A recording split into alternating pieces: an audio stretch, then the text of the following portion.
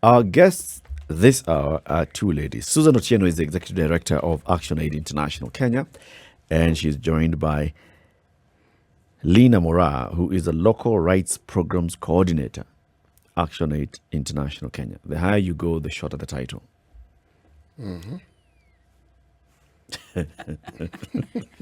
Good morning, ladies. Good morning, Eric. Welcome to the Situation Room. Thank you. We are glad that you've joined us this morning. You heard that proverb and, you were just smiling, Susan. Why? You relate? Sorry? You relate to the proverb? The proverb? Yeah, I have Luya blood. Mm-hmm. Yeah, but he didn't pronounce it well, and I equally can't. But if he did pronounce it well, I would have picked it immediately. Okay. Yeah. Here goes. Nah, I'm joking. No, just try. Give it another try. Give it a try. This time. Actually, I do not know actually Give how it to your pronounce best. it, but I am glad she has mentioned that truth, which I also acknowledge, that I really, really desecrate this language. I usually apologize, and I say, look, I'm going to pronounce as best as I can, and I'll probably get it wrong. Yes, but yes, thank you for mentioning. It is true. I did not pronounce it well. There are only two words. How would you pronounce them? Just listening to those words. No, let me not discredit his pronunciation. No. He's. I've discredited. I love the translation. He gets his credit. Yes, I've already discredited It's somewhere. Yes. It gets the silver. We're looking for the gold. No, he's good. Okay. Very diplomatic. Yes. You're here this morning, ladies, because we are looking back into what happened on Monday. Monday was International Day of the Girl Child, and this is celebrated every 11th of October. Is it every 11th or the second Monday, or what? 11th of October. Okay. Every 11th of October, every year, globally, as the International Day of the Girl Child.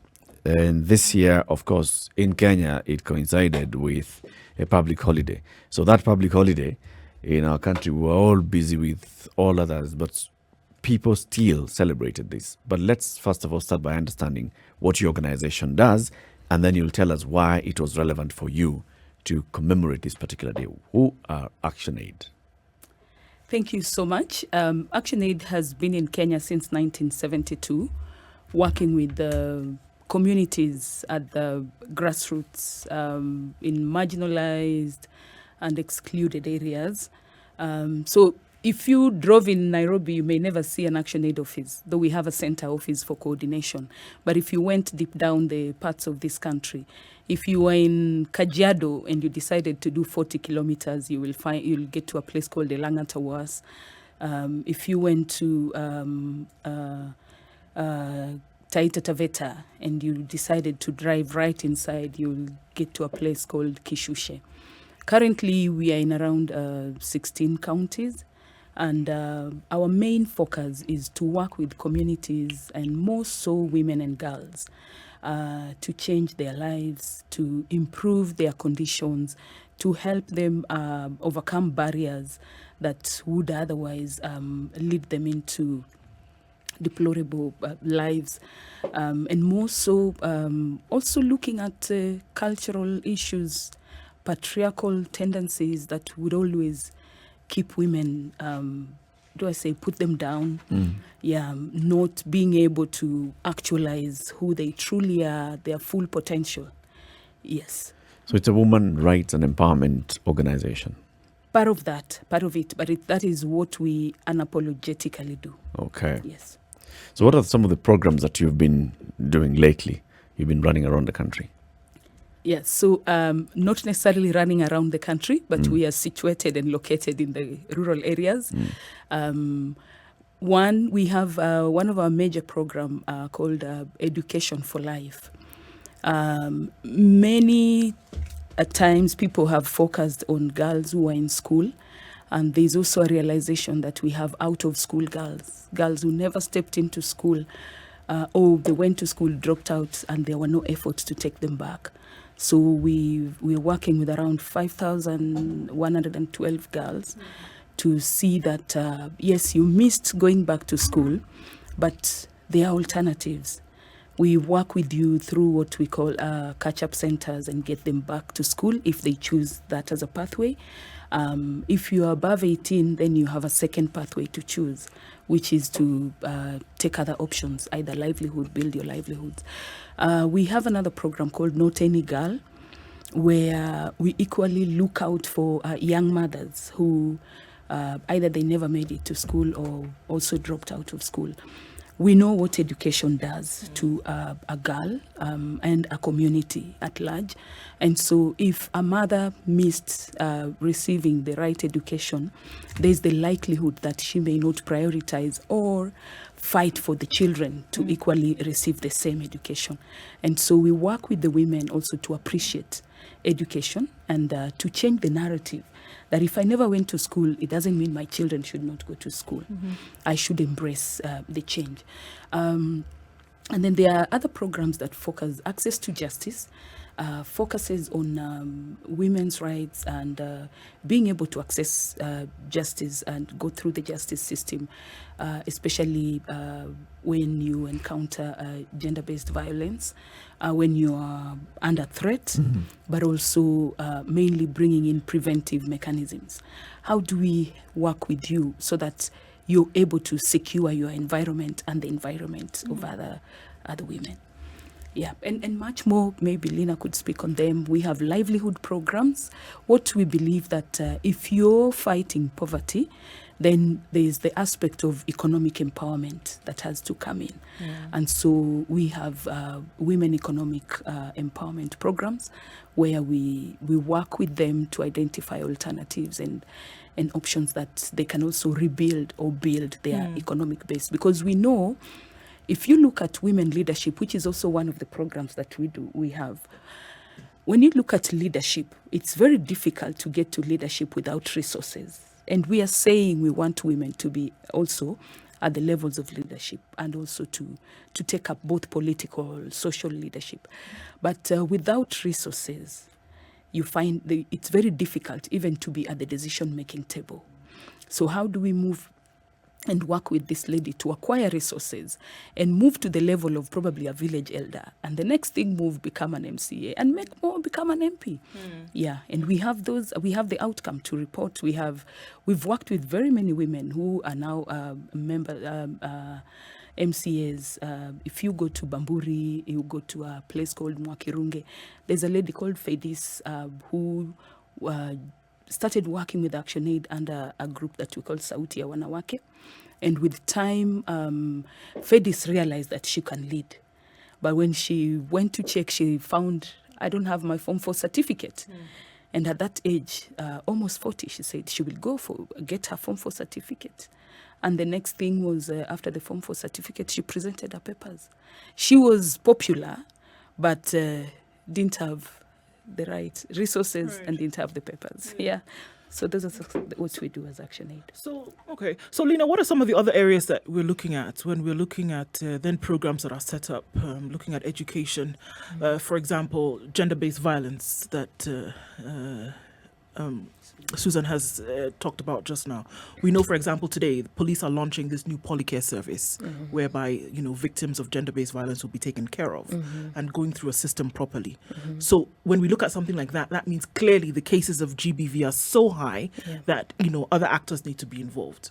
So what are some of the glaring issues that we still see today that the girl child, young women are having to suffer that then needs project implementation?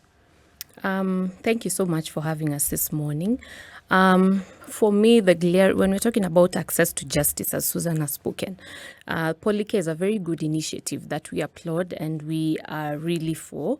The gaps and the glaring gaps that we are seeing, especially in the communities where we work, then comes to the issues of sometimes, do I know that being beaten, we're talking about the International Day of a Girl. Most of the girls understand that being beaten, doing a lot of work, undergoing all these things is normal. They are normal day to day. So for me, the biggest gap is then how do we build the consciousness of the girls to understand that this is not kawaida, this is a violation, and that I am able to report, and this is my right as a girl. So for us as ActionAID is to ensure that we are empowering the girls, first of all, to understand that they do have rights as girls. We have children's rights, and that they are able to report when a case or an issue that is a violation occurs to them.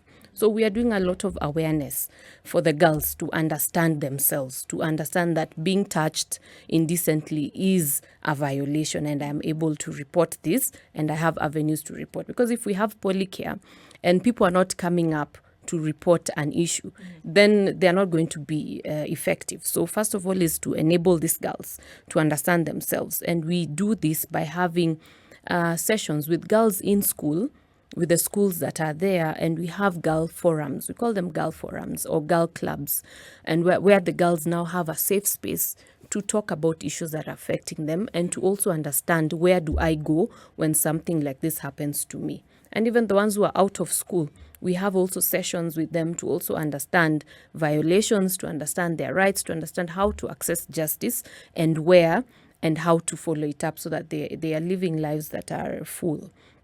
So that is for me a big gap, enabling the girls to have that courage to come out, speak out, and, access the justice through the avenues that the government has introduced. Laudable. Given that a lot of the injustice that we speak of is meted on the girl child by males. So if we were to talk about the source of the problem, yes, there is the part where someone isn't fully aware or doesn't have adequate knowledge to deal with the problem. But then there is the other contributor to the problem, who is, in essence, a source of the problem. Has ActionAID ever considered having a similar program for young men, boys? Because if you educate the girl child, but the perpetrator of some of these problems is not equally educated in understanding how to treat this person whom they violate and mistreat, then you've only done part of the work. And you will not actually achieve the results that you actually desire. My thoughts. What are your thoughts? Yeah, thank you so much. I tell people, most of the times when I talk to people, I say there's attitude, there's capacity.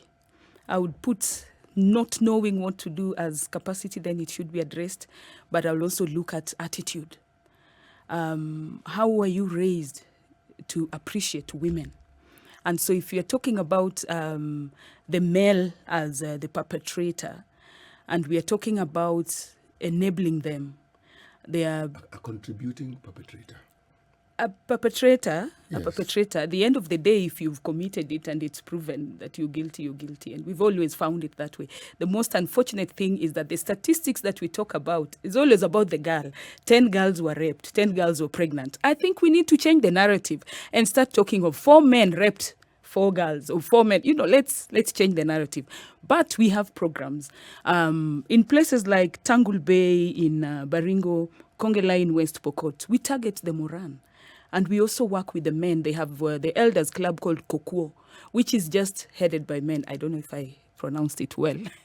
But those are the elders who will decree, who will make laws, okay? And so we target them and we work with them. Because when they speak with the men as they go through the rites of passage, one of the trainings include the aspect of sex, and I'll speak about it openly. And what they're trained to do is to the sex debut encounters and all that. But who talks to them? Their mothers, their sisters are never near them. The people who are close to them are the elders, their uncles, their brothers, and their fathers. So we have men whom we work with. We have male champions who we also speak with to be able to interact with the rest. Where we find an opportunity that we may be venturing in also is that, yes, you are a perpetrator. You've gone in, served your term, and you've come out. You're equally someone we could target and work with so that you can actually tell people if there's something you learned by being jailed or you did not. But we do work with the men. And it goes back to how, for me as a woman, if I am trained and I know that violence is a violation of my rights, then I should be able to tell my son. And for you as a father or as a son, You saw your mother go through it, but you could not condemn because you are a man or you are a child. You've grown up, you hear your sisters going back home because of violence. You experience seeing your auntie going back home, coming back home, and then you ask your dad, why is auntie so-and-so at home? She was beaten or this and this happened. For you as a man also, it's more of your conscience. Why would you restrain yourself when you are about to fight with a fellow man, but not restrain yourself when you're fighting with a woman? Because it's illegal. When you have these conversations with the elders, the Morans, for example, in the communities that you're working, what do they tell you? What's their feedback? Do they seek to make you understand why what is happening in their community is happening? The Moran will tell you, and even the elders, they'll say, but tusipo mchapa, can I speak Swahili? Tusipo mpiga mama, anaona hatumpendi. That's a narrative. If you don't beat a woman, then she feels you don't love her. That's a narrative that has been confirmed created by the women? It is they speak about it because it's what they've been told. It's how love has been defined. But is love violence? I don't think so. Love should keep you away from violence. So in such a case, when you find a community looks and treats and understands love to be that, how then do you change their perception of love? Both the men and the women. Because the women are brought up by their mothers, and this is how they understand love to be. This is what they understand love to be. This is what they demand then of their partners. The boys are brought up by their fathers, and their mothers and their fathers, especially when they are a younger age. And this is what they are taught love is all about. How do you start changing that perception? Yeah, my colleague spoke about awareness. And so it's about speaking the truth and helping them understand, rewriting the narrative. What is true love? Okay? We've had even girls being raped on dates. And we've been working with communities, but now even professional women, we know it. They go through violence. But just to come out and speak about it, then someone will say, I'll lose him, I'll lose my support, But for the communities, when you target the women and train them, because they are the ones who get that earlier encounter, and a lot of time, they spend a lot of time with the children, it's about changing the narrative. Yeah. Maybe I could add. Yeah. I think for us, what we do, and one of our approaches as ActionAID actually is we do conflict-sensitive programming, which then means that when we go to a community, we do not go there up in arms at the first instance. We reach there and we try to understand from their point of view, how has this been working? Why is this working? Then from there, we are able to design programs that are behavior and attitude. The way Susan is talking about, we need to target the attitude and the behaviors of these people. And it's a programming that takes a while because you're changing people's perceptions, and it does not happen once. So we have to, first of all, understand from their point of view, then look at solutions that are homegrown by them, to be able to now get out of it, change the narrative the way Susan is saying. So we do a lot of sensitization, and it can be women-led, women-focused, men-focused, girl-focused, so that we are doing it per the grouping, so that people are able to understand in their own groupings and also have and now come together as a community and address the issue. But we have to first understand where they're coming from, so that you're also sensitive when you're working with them and changing their perception. But it does take a while for it to change. Sure. I mean, I'm also looking at the parents of boys, of young boys, are not just fathers. Yeah. And unfortunately, we see the perpetuation of these attitudes in these narratives in boys by mothers. That mothers are continually protecting a boy or not coming against a particular way of doing things because they're scared or it's the norm or whatever. So we find that these young boys are growing up into men with a culture that has been perpetuated by the mother, which we cannot run away from as a reality. So is there work that is being also done to say, look, one of the greatest influences on a young boy's life is the attitudes that are put forth by his mother as well? Is that being dealt with? Yeah, respond to that after this break. Let's take a break, quick one. 28 minutes after 8, this is Kenya's biggest conversation, The Situation Room on SpiceFM, KTN Home and online. We are having a conversation about empowering the girl child so that we can empower the nation. How do we empower the girl child? Susan Otieno is the Executive Director of ActionAID International Kenya, and she's joined in the room by Lina Mora, Local Rights Programs Coordinator in the same organization, ActionAID International Kenya. We are looking back into the day of the International Day of the Girl Child, which was commemorated on Monday, the 11th of October. Good morning. We'll be back shortly. As we took the break, Ndu asked the question, how do you deal with the mother of the boy to make sure that they inculcate the right values in the boy as they're bringing them up? Yeah, thank you so much, Eric. What I believe in is you can only pass what you have and what you believe in. And as Lina has said, we engage with the women not as a one touch. We take time. If we go to an area to implement our programs, we take like 10 years before we leave. And in those 10 years, as we learn, we also get to engage, to know what are the narratives that these women have grown with. Culture is patriarchal. And in many cases, there'll be that opportunity of trying to defend the boy. He shouldn't be in the kitchen. He shouldn't cook. Girls should do this for him. But you ask yourself if that narrative still suffices. And so engaging with the mothers and with the women is usually the immediate action for us, that we get to change the beliefs that they were having, but replace them with the right ones. Okay? And when we do this, it's ideally not even ActionAID doing it. What we do, we are more facilitators. We would facilitate the space for them to talk about these difficult debates that they hardly have. We would facilitate the space for them to start thinking of what is the right thing for me to do. And that way it's easier because it gets engraved than for me to land there with a whole paper and tell you, belief number 1, out. Number 2, take it in. So we really invest time and even funds. We've also tried to bring in the aspect of exposure. If you were believing in one thing from a Luhya community, then you may want to visit another community and find that thing is totally outrageous. I mean, they even get shocked when they hear it. And then also learn and pick up what could be positive. Not all culture is retrogressive.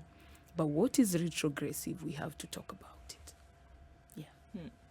Lina, there's some case studies from all the work that you've done, especially that when you say you go to a community, you first seek to understand this community, and then together you develop a program that would bring in the behavioral change. Some case studies of where you've gone, you've found this is something that really needs to change immediately, and the community took you in and accepted to change. I think I could talk about our FGM work. We know that girls in Kenya and many of our communities are undergoing female genital mutilation. So us coming into a community, we have worked, for instance, let me talk about the Maasai community in Kajiado. We go in, we find that this is what they're doing as a rite of passage. Then we seek to understand, why do you do this? Then we also come in with our rebuttal, in quotes, and enable the community to understand the why we are saying it is not a good culture. And then we are able to come up with an alternative from the community itself. And they're saying, look, we are trying to, it's a culture, it's a rite of passage. But what we do, we are talking to the girls so that they understand the area they're moving into as women. They're required to do this, to behave like this, and that is what we do. And the cutting is just like a sign. So, but they say, let's take on the good part of it, which is the trainings, the talking to the women and the girls. But let's now, from our point of view, we say, can we think about now thinking of something else?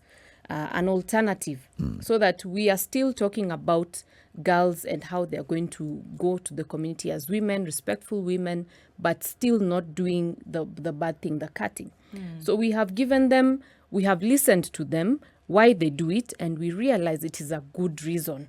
They are training them, they're teaching them good things, behaviors and all that. But there's only one part that is bad, the cutting. So can we do what you are doing, which is shaping the girls into positive human beings in the society, but cut out the violation part of it. And we move on. So the communities, we sort of do like a take and give situation, and they're able to take on the alternative rite of passage. We still go through the trainings, but we are not doing the cutting. So that can be one case study, that we came in, understood why you are doing it, took the positive side of it, but also taught you that by cutting the girls, you are mutilating them and you're violating them, and it has no medical benefit to them. And they're able to embrace it. So they are merging their culture with what we believe and what the world and the community and the government has believed as the right thing to do. Right. What would you say the success markers are when we look at these projects that have been implemented? And I ask this because I think sometimes when we look at programmings of social nature, we run the risk of including them because, it sounds like the right thing to do, right? Politically, socially correct. We run programs where we are empowering the youth and supporting the women and the girl child, It almost sounds like it's prescribed from the beginning. Until and unless we see that, the many areas in Kenya that you've spoken about, Susan, or the issues that you see, Lena, until we see or until you can tell us what are some clear successes that would then encourage the continuance of such programs, then it becomes, kind of like, okay, it's done because, in this day and age, it sounds good to have it on the portfolio. You're right. Now, if I pick up from the example, the FGM and the war against FGM, you find that once a girl is cut, she's earmarked for marriage. It doesn't matter the age. We know girls have been married at 9 years to an old man who is 60, and he just sits with the girl as a daughter until she turns maybe 14, and that's the next minute. Now this is a wife. He can sleep with the girl. The effects of FGM are also there. Then it goes to childbirth, and it's a painful marriage and life for the girl. And when we work with the communities and a family comes up and says, I'm not cutting my girl, the next thing is the next option. If she's not cut, then she won't be earmarked for marriage. Then it means the girl has to stay in school. We've seen girls stay in school. We've seen retention, that's retention. We've seen transition, and we've also seen increased performance, because as they stay in school, they start appreciating the positive aspects of education. We were in Kongelai in December. Where is Kongelai? Kongelai is in West Pokot. Yeah. We were in Kongelai, and it's unfortunate. It was we were closing the program, and in that one meeting, we had 3 girls who had gone through the program. One was working in the county office, one was an assistant chief, and one was, I think also at the 2 were in the county office. And they said it's the interactions that they had with ActionAID. When ActionAID went there 13 years ago, that made them who they were. Of course, one spoke openly and said, yes, I was cut, but my parents understood the importance of a girl going to school. And I went to school and I finished, and I'm here today to encourage the girls. In Kongelai, we've built a center, a rescue center, because changing culture is not easy. And so some of the girls, when they know there's the threat of going through FGM, they would run away from home. And within the rescue center, there's also the women organization, which we've also empowered in a way, and they are able to take in the girls. So you find that the girls will continue with their education. For me, that is success.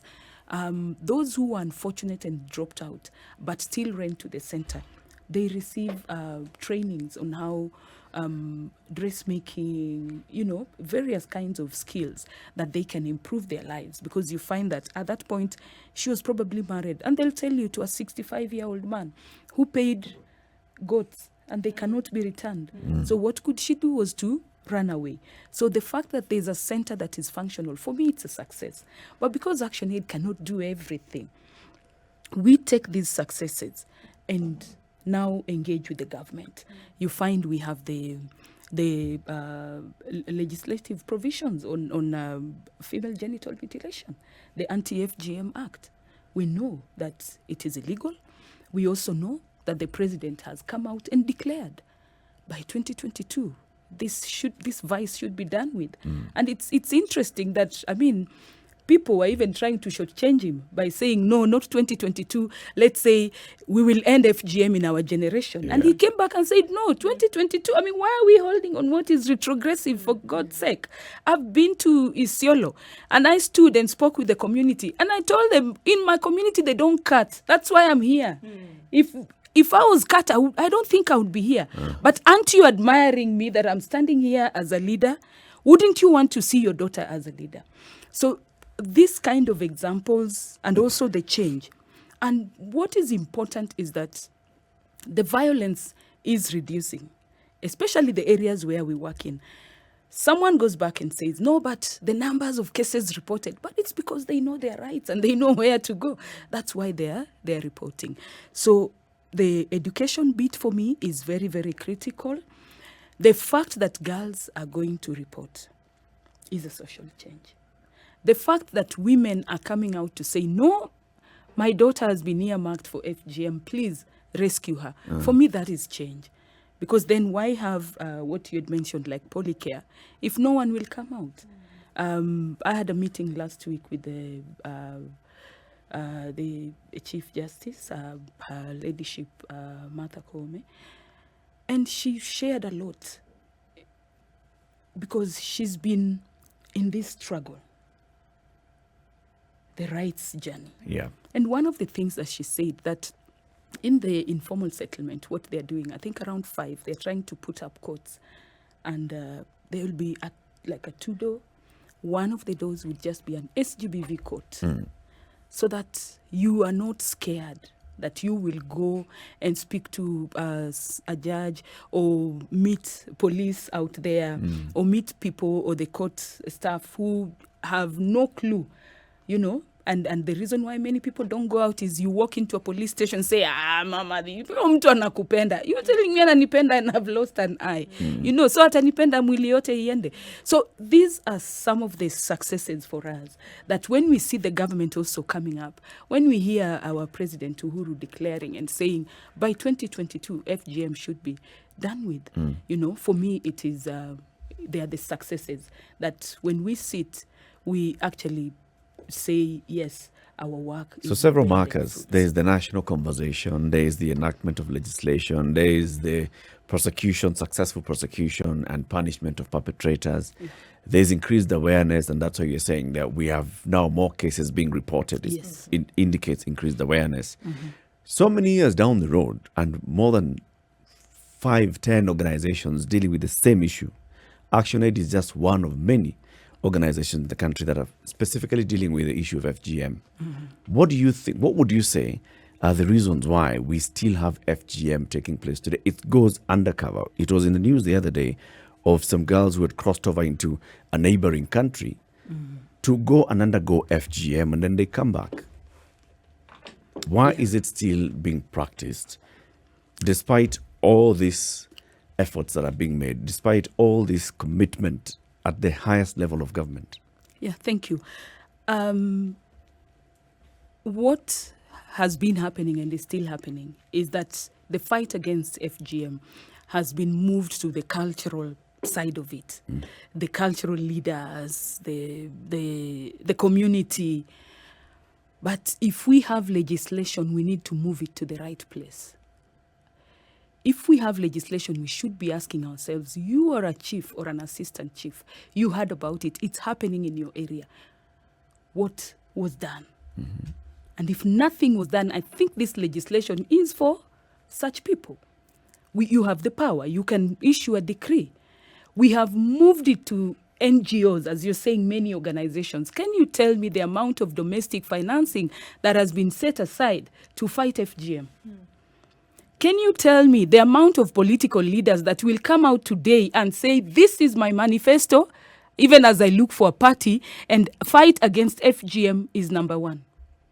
Susan, in the communities you work in, maybe to both of you, what have you found to be the significance of what we refer to as FGM? Why do communities insist on continuing the tradition? What position does it have? What significance does it hold for them? Thank you for that. as we said, it's always good to look at the root cause and why these things happened. And if you look keenly and you talk, we have participatory methodologies that we employ when we go to those communities to try and understand. And storytelling is one of them. So we've spoken to cultural leaders and we sought to understand why was it done those days? And most of them would say, like the Maasai and the pastoralist community, that when our men go out, those days when we would take the cattle to go and graze, maybe there's drought now, wamehama boma, wamepeleka ng'ombe, they would come back and find maybe the woman has given birth and they've gone for so many months or is pregnant. And they're like, I was not part of this deal. How did this happen? And so it was a way to curb the sex urge for women. So they thought. That was the big thought. And when you look at it deeply for us as ActionAID, it's all about power.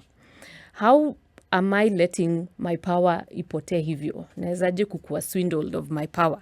And that is why it was perpetuated, so that we can subdue the women, take away their power, their thought, thinking that now that they are not, because now we are told we cut the clitoris so that you don't have the sexual urge. But why was it? Why are we removing the sexual urge? Because when we go away, we come and find you have chafuad maneno is in the house, so But to then say. So it is all about power. There's the evolution of to the rites of passage. Yes. It starts there. Now, over time, it's a rite of passage. So you cannot get married. So If you do not. yes, so it becomes a very significant part of a young girl's life because it indicates your passage from being a girl to a woman, something they all look forward to. Yes, and they look forward to that because the alternatives that are there for them, like going to school, finishing school, getting a good job, getting skills, being that engineer, being that, invent, discover, was not brought to them. And this is what was brought to them, that a woman can to get only be married and have children. a wife. Right. But you see, Susan, Yes. this is the point that I'm getting to. I'm trying to suggest, you see, marriage was an important and is an important part of that rites of passage. People look forward to getting married. Yep. And everything else that we talk about, that further education, it moves marriage further and further and further away. The better. Now, that is the point that I am saying. You can actually preach this gospel and include all the values that these people consider important and embed it in what you're suggesting and what you're propagating. Yes. But, but when you focus on education, eliminating FGM, you are also eliminating the hope and significance that many of these women consider to be part and parcel of their community. But Susan, can it not then be seen as that marriage was the only aspiration that was accorded to these communities? That because it was just marriage, these other options of education and skills and innovation, etc., was never presented. Marriage was the ultimate, and that was it. And so that's where they're saying, if I'm Bring saying it right, options on the table. that the gaps are that. So the rite of passage onto what? Passage onto marriage. That was it. There was no passage onto becoming someone in society. There was no passage onto becoming educated. There was no passage onto starting your own business, being entrepreneurial, nothing like that. So these options I'm hearing, stop me if I'm wrong, is what now is being introduced today. And I feel, and that's why I was asking that question, I feel that it's not holistic. I also feel that by saying let's focus on the law because the law is there and it's punitive, we will be missing the point, in my opinion.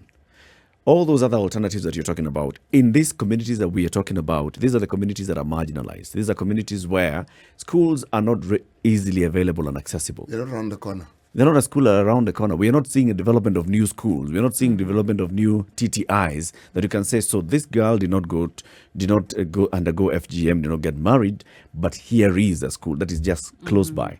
And after going to school, here is how she's been able to utilize her skill to earn a living. You've gone to a TTI and then you still come back and the life is still the same. There's nothing there, no opportunities available. If we don't focus on all those alternatives and actually providing the alternatives and saying, now let's start arresting the chief because the chief allowed this to happen, it'll go underground. And the chief will tell you, I learnt about it after they'd come back. I totally agree with you that the programming has to be holistic. And the holistic bit, when you look at our pillars, actually, we talk about empowerment as one as the biggest pillar.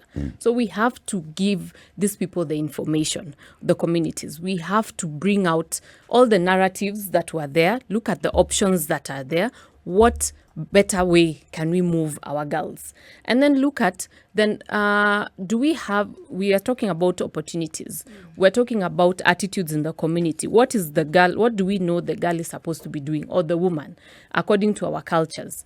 And you'll find that most of them are not for bringing the girl out. We do not give those narratives of education, bettering your life, economic well-being, and all that.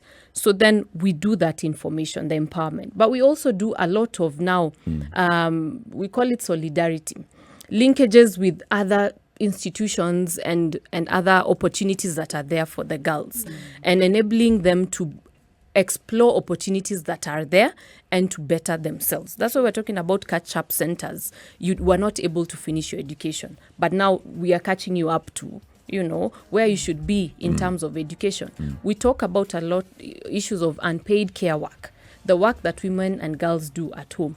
But we are looking at it from the point of then how do we free most of your time, redistribute the work at home so that everyone is doing their bit, so that you're able now to pursue education, you're able to gain productive employment, and you're able to bring yourself up economically. And then we are saying, okay, wait, stop. ActionAID cannot do all this by ourselves. Then how do we now engage the government in terms of our work on campaign work and advocacy work? Then we go back to the government. What opportunities are there in terms of financing, in terms of institutions for learning, in terms of women economic empowerment, and all that. So it is a whole web of, we build the capacity of the girl and the woman. We link them up with opportunities that are there. We look at the policies that are there. What are the loopholes? What are the gaps? And how best can we work with the community to campaign for better services and better environment for them to bring themselves out? Honestly, I feel that other side that you've just said, that's where the gap is. When you go to the government and you ask, so what are these opportunities? What are you doing? What would you be able to do to expand opportunities for these young girls and boys? Yes. So that if they do not do what they've been doing traditionally, this is the alternative that they can do. If they don't have it, if you're only going to take them to a safe center and you teach them beading and then they come out and then make beads, but then who are they selling the beads to? Same cycle. Nobody in the community is going to say, so I did not take my girl, this is what she's doing. Could I? Let's just say goodbye to our audience on KTN Home, and then you'll do the kudai. It's 4 minutes to 9. Thank you very much for tuning into the conversation on KTN Home. This conversation continues on SpiceFM around the country, Nairobi, Mombasa, Kisumu, Nakuru, Eldoret, and also we are live streaming the show on SpiceFM KE on YouTube, on Facebook, on Twitter, and our website www.spicefm.co.ke. FGM is not only embedded on the woman and looking at it, the girl looking at it as a rite of passage. There's also the economic connotation to it. From what the community share is that I can restock if I marry my girl away. So it's also seen from an economic perspective. And that then needs another intervention. It's equally seen from a social perspective, that my age mates, my clansmates, if I don't host them in my home, then I'm not respected. Those are some of the reasons that drive them. Even when you talk to parents and tell them, please don't do this, they'll tell you, but if I don't host them, they'll look down on me, So some of these elements, they come out when you get to speak with the community. But I just want to say that even when we talk of FGM as a preparation to marriage, for me, marrying a girl under 18 who's gone through FGM, we should not even be talking about marriage. Let's just call it rape. That FGM allows you to rape a girl under the cultural connotation. Because there's nothing as child marriage. Child marriage is child rape. That girl is not enjoying the marriage, and she may never enjoy even beyond the age of 18. But the opportunities that we've denied her are far too many for us to sit back and just watch them. But the government is equally the place to go. They are the duty bearers. We pay our taxes, they collect the funds, and therefore adequate allocation should be done to areas that can relieve the guns. Susan, if you look at the background of where you come from, I'm just pinning what I want to say on the economic aspects of it. It's been understood that education helps achieve that very thing in far greater measure than the cows that you're given. Took a while though to get there. That's the point. It was power of it's example. the evolutionary process, and that is why the catalytic nature of what ActionAID is doing is commendable. Because they are helping the evolutionary narrative. process of culture. Yes. And that, in my mind, is a tremendous thing. Thank you. Indeed. So much. And thank you very much, ladies, for joining us this morning. Thank you too. Susan Otieno is the Executive Director of ActionAID International Kenya. Lina Mora is the Local Rights Programs Coordinator, the same organization. You ladies are doing a good job. Say hello to everybody else at ActionAID. We'll come and visit you in some of your programs. Please It should do. be interesting Thank to you. see some of these things in action. Indeed. This is Kenya's biggest conversation. Keep it right here for more coming up in the next hour. We are live on SpiceFM and also live streaming the show online. Good morning. It's 9 a.m.